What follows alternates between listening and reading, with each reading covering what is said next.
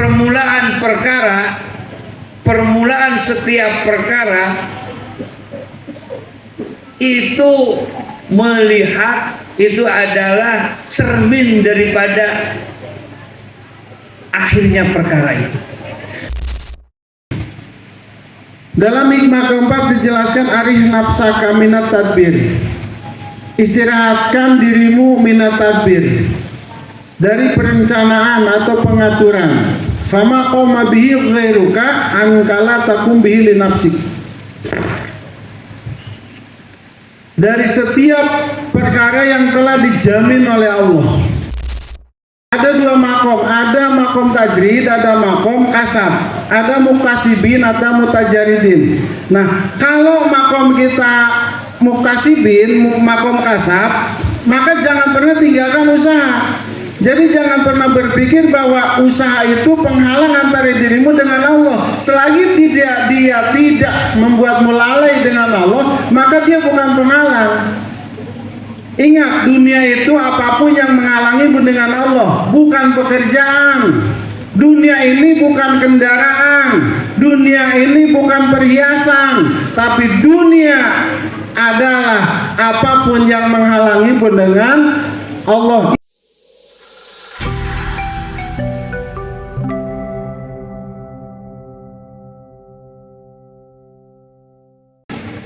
Bismillahirrahmanirrahim. Jamaah sekalian, untuk hikam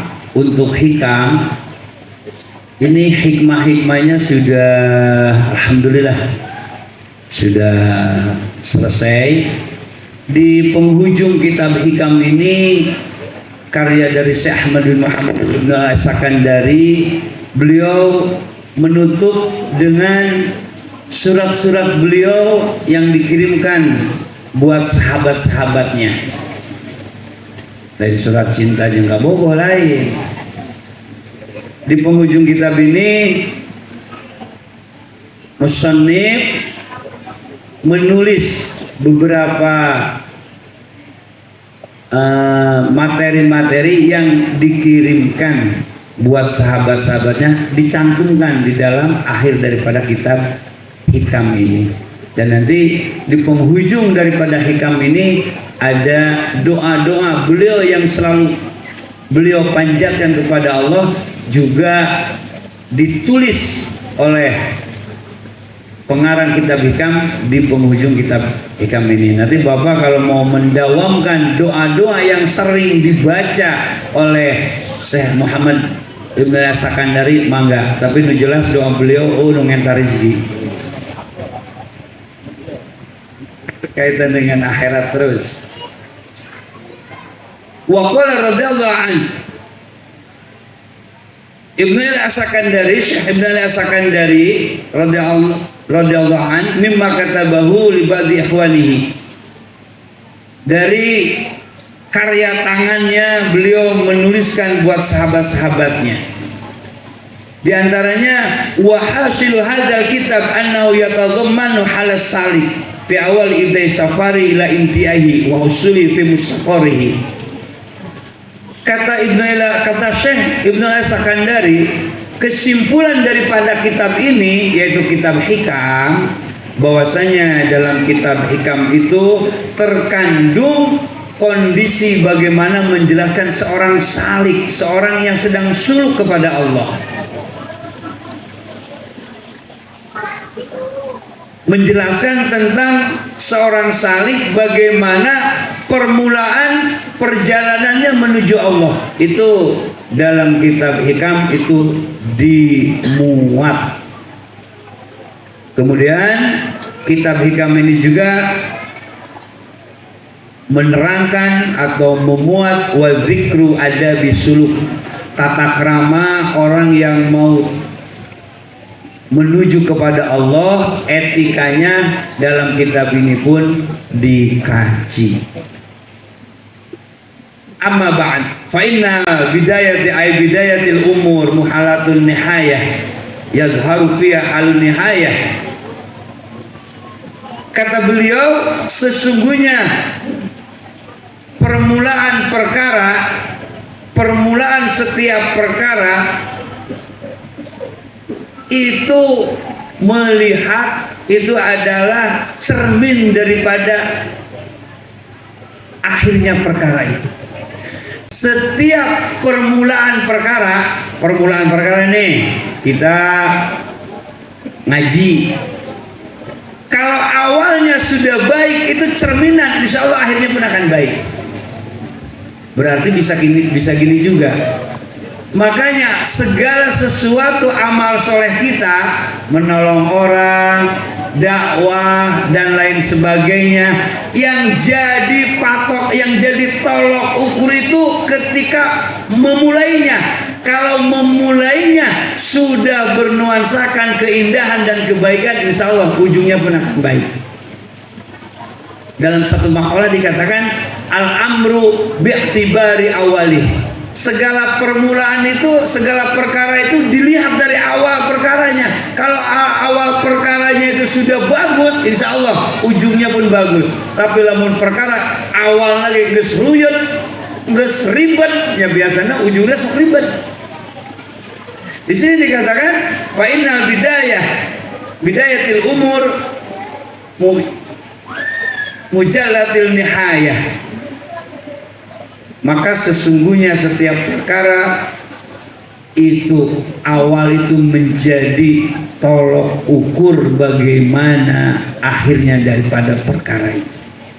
Kalau memang perkara itu awalnya itu dimulai dengan hal-hal yang sudah baik, insya Allah ujungnya pun akan berbuah manis. Wal murad annal bidayatil murid tahribu minna nihayatu fa idza kana indahu fi bidayat quwwatun tawajjaha wajhatun bil ibadah wa riyadhah kana dalilan ala annahu yantahu ila qatil azim. Seorang salik, seorang yang ada keinginan ingin menuju Allah, kalau mulai dari awalnya, umpama dia bertemu dengan guru rohaninya, kemudian dia minta dibimbingnya, jeung deui guru rohaninya daek ngabimbing. Ketika awalnya perjalanannya itu sudah dimulai dengan kebaikan, apa? Di situ ada kekuatan, kuwatun tawajjaha, kesungguh-sungguhan. Di awalnya suluk yang saya kekuatan yang luar biasa dan kesungguh-sungguhannya juga luar biasa. Wariyadhah, dan riyadhahnya pun luar biasa. Riyadhah tenaunya, dia riyadhah itu yang mencakup terhadap puasa naon. Dikasih amalan ku guruna puasa riyadhah, langsung dia pegang. Langsung dia amalkan itu semua. Kalau dari awalnya sudah dipenuhi dengan kesemangatan dan kekuatan dan kesungguh-sungguhan, insya Allah itu pertanda karena dalilan ala annahu yantahi fadil azim, itu pun akan membukakan bahwasanya dia akan menemukan akhir yang manis pula. Nah, dan tawisna panginten ang sakitu dan punten terakhir, dan yang jelas tadi kalau memang awalnya itu dibarengi dengan tujuannya Allah, pasti akhirnya pun akan menemukan itu. Tapi walaupun kita ngomong suluk tapi tujuannya bukan Allah, ya tidak akan jadi seperti itu. Permulaan yang indah, pijakannya dan tujuan hanya Allah, itu satu pertanda bahwasanya nanti kita akan menemukan akhir pun bersama Allah juga. Karena pijakan awal adalah segalanya. Nah, mungkin materi dari yang awal ini itu aja, nanti akan dibahas oleh guru kita begitu mendetail. Kepada beliau kami persilakan.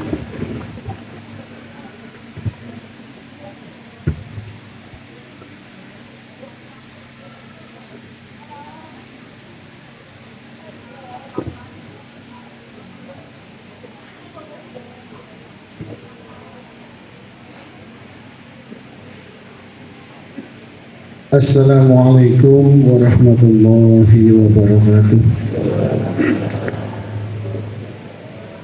Alhamdulillahi rabbil alamin. Assalatu wassalamu alaika ya sayyidi ya Rasulullah. Allahumma inna lillahi wa inna ilaihi raji'un.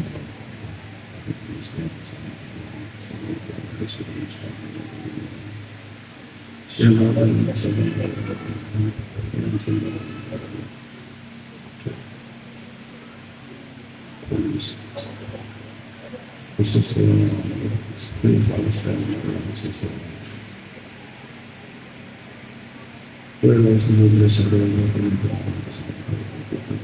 Fatihah. Alhamdulillahirabbil alamin arrahmanir rahim iyyaka na'budu wa iyyaka nasta'in ihdinas siratal mustaqim siratal ladzina an'amta 'alaihim ghairil maghdubi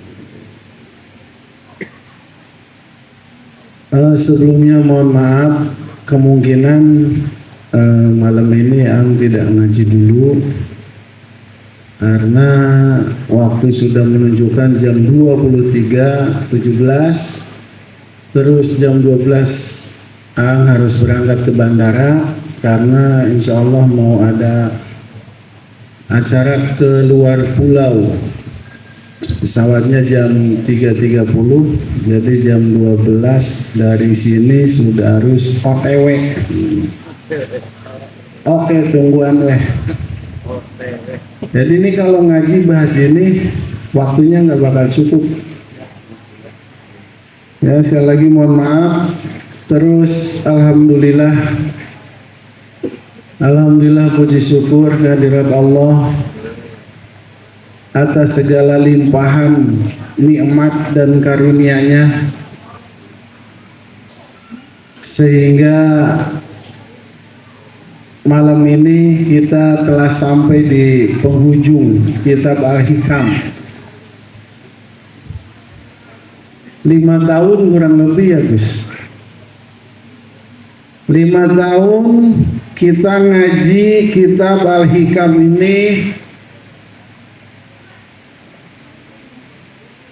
dari mulai hikmah pertama min alamatil i'timadi 'alal amal, nuqsanur raja'i 'inda wujudiz zalali. Hikmah ini diawali dengan niat, pentingnya kedudukan niat dan kemurnian niat. Dan kemarin di penghujungnya itu diakhiri dengan tafakur. Ini adalah sebuah mahakarya yang luar biasa dari seorang ulama besar, Imam Ahmad Ibn Athaillah As-Sakandari. Karya fenomenal yang sampai saat ini menjadi rujukan kaum muslimin, khususnya Sunni Ahlussunnah wal Jamaah, dalam mengolah hati, mengolah jiwa untuk selalu berharap, bersandar, fokus kepada Allah. 5 tahun setiap malam Jumat kita mengkaji kitab Al-Hikam dari hikmah ke hikmah. Dan selama 5 tahun itu juga alhamdulillah pengajian ini tidak pernah diliburkan. Betul ya Gus? Bahkan ketika malam takbiran itu pas bertepatan dengan malam Jumat, pengajian tetap berjalan. Bahkan waktu itu awal-awal tuh corona ya, pas awal kajian kita Indonesia ini, bahkan bukan hanya Indonesia, ada banyak negara yang terkena wabah corona dan riungan atau kumpulan itu dibatasi, kita tetap ngaji. Jadi dari awal selama 5 tahun ini malam Jumat tidak pernah diliburkan pengajian Al-Hikam. Biasa orang kalau masuk Ramadan, ya, apalagi kalau pas jadwal pengajiannya itu malam takbiran, ini biasanya pasti diliburkan. Kenapa? Kiainya yang meliburkan. Nah, di sini alhamdulillah tidak ada libur. Kenapa? Karena yang kita kejar adalah istiqomah.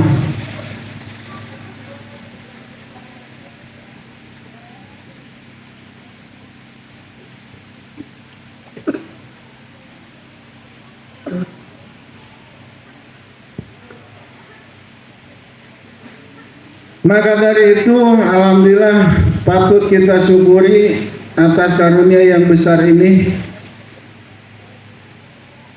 Siapa yang tidak pernah absen dari mulai pengajian sampai sekarang?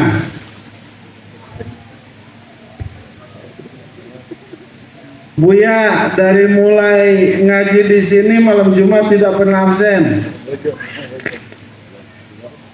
Mama Bojong, kenapa dia tidak pernah absen? Ya, arek mangkat ke mana? Imah tuh boga. Mitohan ke sariwun.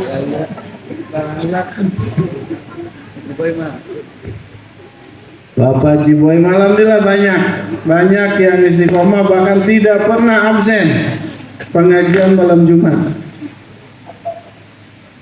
Dan tegas katakan bahwa nikmat yang Allah berikan kepada kalian yang istiqomah tidak pernah libur ngaji malam Jumat itu lebih utama daripada karomah. Jangan 1, 2, 1000 karomah itu tidak ada apa-apanya dibanding 1 istiqomah. Artinya, kalau Allah telah beri kalian istiqomah, maka jangan pernah silau dengan orang yang bisa terbang, bisa menggandakan uang, bisa ada di sana di sini, bisa melihat hati, isi hati orang. Itu karomah. Al-waridatul ilahiyah. Jangan silau. Karena 1000 karomah tidak ada apa-apanya dibanding dengan istiqomah. Nah, sejatinya karomah yaitu ketika Allah berikan kita istiqomah dalam pengabdian kepadanya. Dan mudah-mudahan kedepannya insya Allah berikan nikmat untuk kita semua sehingga bisa tetap istiqomah. Nah, untuk ke depan nanti insya Allah kajian itu akan kembali ke hikmah pertama. Kenapa tidak kitab yang lain? Insya Allah nanti ada tambahan kitab yang lain, mungkin nanti Ihya Ulumuddin ataupun kitab Sirrul Asrar ataupun kitab-kitab karangan Tuan Syekh yang lainnya. Ada Fathur Rabbani, ada Futhul Ghaib. Ya insya Allah mudah-mudahan nanti ada tambahan. Cuma kalau hikam ini memang tidak bisa kita tinggalkan. Karena kalau kita lihat dari semua jamaah yang segini banyaknya, alhamdulillah, itu saya yakin yang tidak pernah absen ini nggak nyampe 50 orang. Artinya pasti ada yang lewat-lewat tuh. Nah, mudah-mudahan ke depan Allah berikan kita istiqomah sehingga tidak melewati 1 malam Jumat pun dalam kajian kitab Al-Hikam ini dari awal sampai tamat. Dan mudah-mudahan juga keluarga kita, sanak famili kita yang sampai saat ini masih belum ikut ngaji, belum senang dengan ibadah kepada Allah atau belum mendapatkan taufik hidayah, semoga Allah berikan hidayah dan taufik.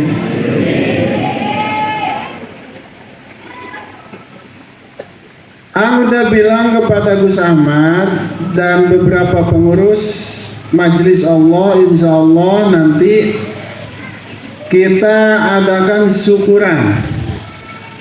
Insya Allah kita motong 1 ekor sapi yang agak besar. Nah itu insya Allah kita syukuran. Sapi ini nanti kita hadiahkan untuk beliau, untuk Imam Ahmad Ibn Athilah As-Sakandari. Beliau yang telah banyak mengajarkan kita melalui karyanya kitab Al-Hikam ini tentang bagaimana mengelola hati, menata hati, tentang bagaimana kita untuk bisa menghindari tipu muslihat setan, perangkap-perangkap nafsu yang senantiasa berusaha membelenggu diri kita agar senantiasa tunduk kepadanya.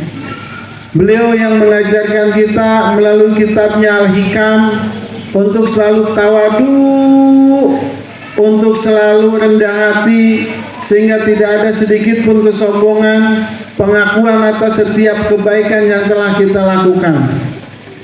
Intisari dari kitab Al-Hikam ini Bapak Ibu adalah bagaimana beliau mengajarkan kepada kita semua untuk bisa memfungsikan setiap organ tubuh yang ada pada diri kita. Bagaimana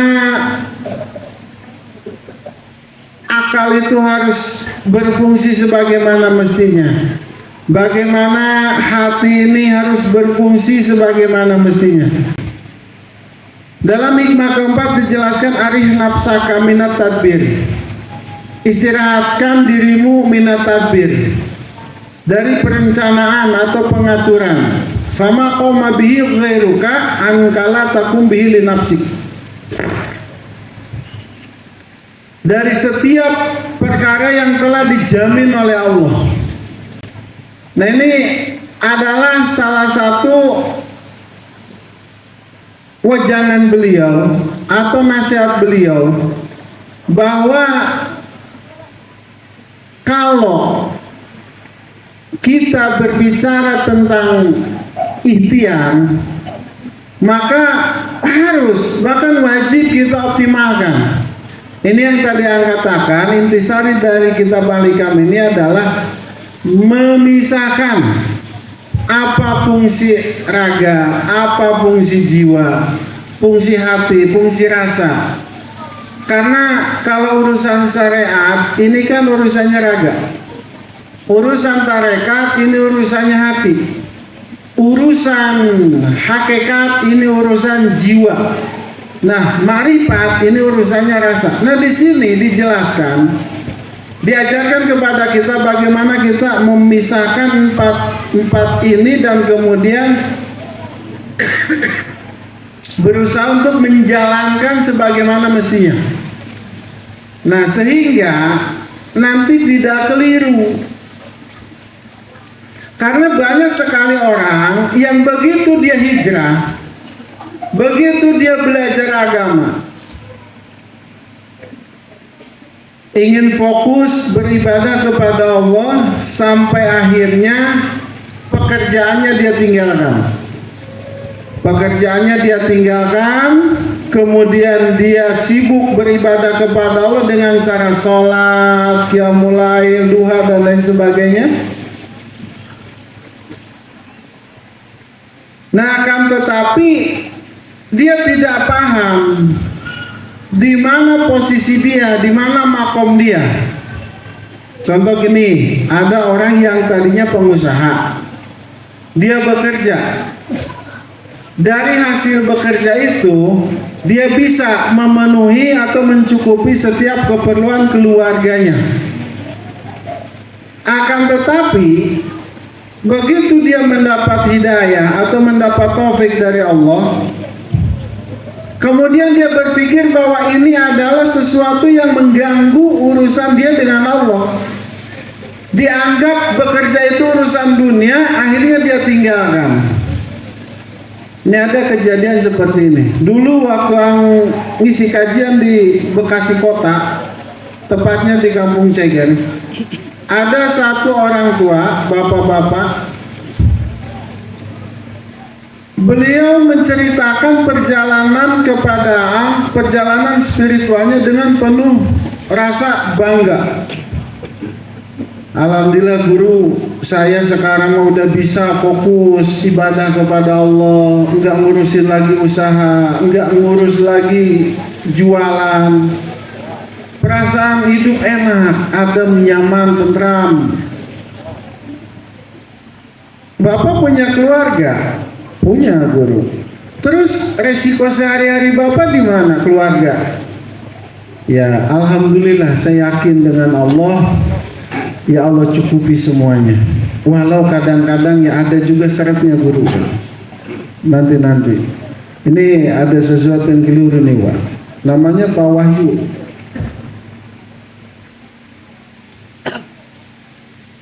Sekarang bagaimana kondisi keluargamu? Apakah kebutuhannya tetap terpenuhi seperti dulu waktu Bapak bekerja?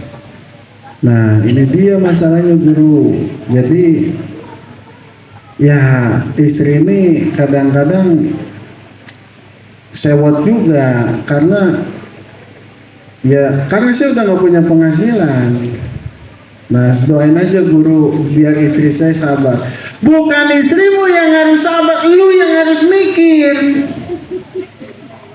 Loh, maksudnya gimana guru? Pak, nih, Bapak tahu nggak makom Bapak di mana? Selama sekarang sudah berapa tahun ninggalin usaha? Ya, udah ada 2 tahun Bapak. Nambah nggak aset? Yang ada habis guru, jual-jualin. Saya sekarang motor aja nggak punya, mobil habis semuanya. Buat apa? Ya, buat resiko sehari-hari. Aset berarti tidak bertambah, yang jelas berkurang. Betul guru. Terus anak-anak keluarga, ya kadang makan, kadang nggak. Kayak kemarin aja guru nggak punya beras pisan sih, kalau boleh ngomong mah iya. Lah, nah gini Pak, akhirnya saya jelasin. Nah inilah Masya Allahnya kita balikam ini. Di hikmah kedua ini dijelaskan bahwa sebelum kita memilih satu keputusan atau mengambil satu keputusan untuk fokus kepada Allah, meninggalkan pekerjaan atau tetap bekerja, kita harus paham dulu Pak. Paham dulu di mana makom kita, di mana kedudukan kita.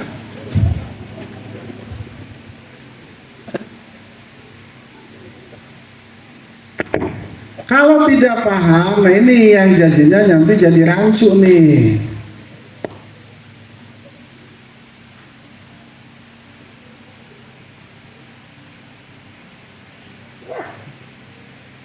Nah, di sini di hikmah kedua dijelaskan iradatuka tajrida ma'iqamatillah ya kafil asbab minas syahwatil khawfiyah. Barang siapa orang yang menginginkan makom atau kedudukan kasab, sedang Allah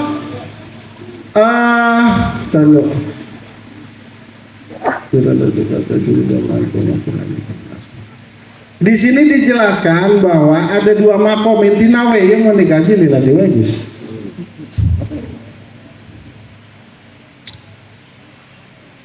Jam 23.34 udah harus siap-siap nih sebenarnya nih. Jam 12 harus berangkat. Intinya we Pak, ada 2 makom, ada makom tajrid, ada makom kasab, ada muktasibin, ada mutajaridin. Nah, kalau makom kita muktasibin, makom kasab, maka jangan pernah tinggalkan usaha. Jadi jangan pernah berpikir bahwa usaha itu penghalang antara dirimu dengan Allah. Selagi dia tidak membuatmu lalai dengan Allah, maka dia bukan penghalang. Ingat, dunia itu apapun yang menghalangimu dengan Allah, bukan pekerjaan. Dunia ini bukan kendaraan, dunia ini bukan perhiasan, tapi dunia adalah apapun yang menghalangimu dengan Allah. Itulah hakikat dunia. Udah ya, mungkin itu dulu saja yang bisa disampaikan. Mohon maaf karena waktunya sudah jam 23.35. Harus siap-siap. Sekali lagi maaf. Insya Allah mudah-mudahan nanti kedepannya kita bahas lebih detail lagi. Dan ini adalah hikmah terakhir kemarin. Berarti Jumat kemarin ya, kajiannya mah sudah bab tafakur, diawali dengan niat, diakhiri dengan tafakur. Keren ya bisa.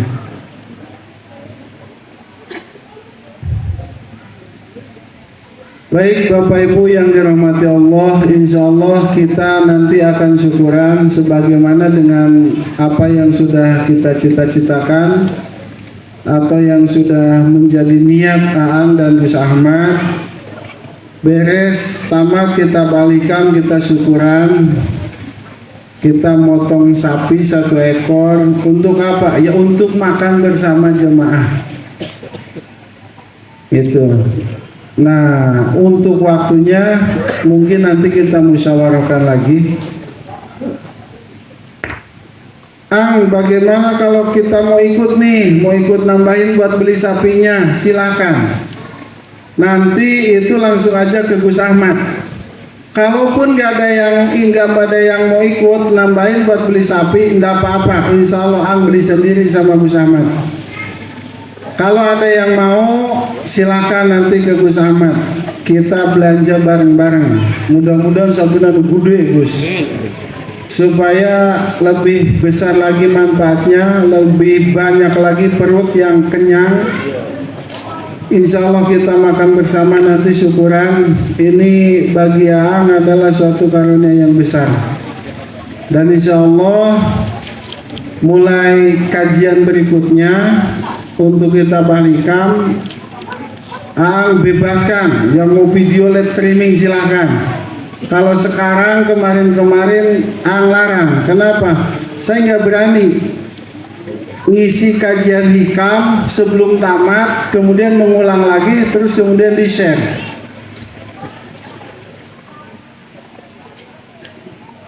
Nah, kalau sekarang sudah tamat, insya Allah artinya dari hikmah ke hikmah itu sudah kita pelajari, sudah kita telaah, kita kaji lebih dalam lagi. Dan sehingga untuk ke depan mudah-mudahan bisa lebih mudah dimengerti dan lebih mudah diamalkan lagi oleh kita semua. Wassalamualaikum warahmatullahi wabarakatuh.